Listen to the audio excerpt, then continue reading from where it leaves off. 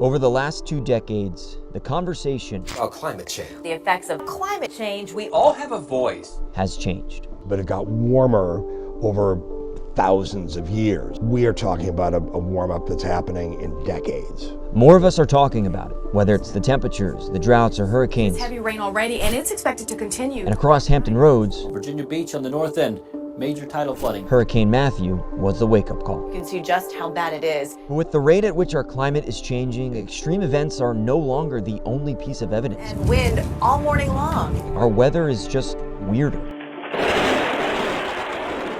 Think of climate as your personality, weather your mood. The weather, just like our mood, changes all the time.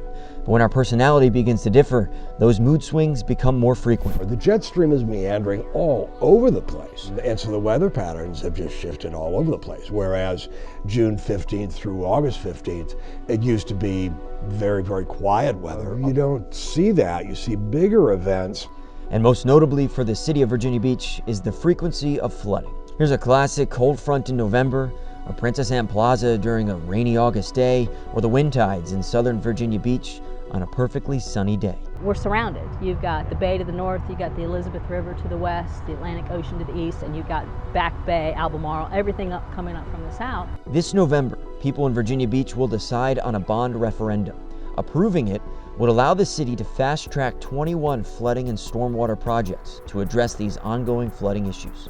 Main goal for all of these projects is to prevent homes from flooding in a 100-year storm event.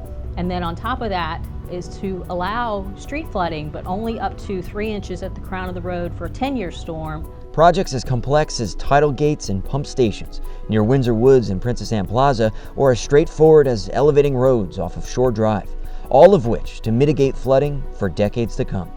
That's the purpose of the bond referendum, is kind of make it a continual funding stream for generations to come. I mean, stormwater is going to be an issue here for a long time. So as the threat of climate change continues, the conversation about it must also. Yeah, I think about what it's going to be like for my kids, your kids, and children growing up.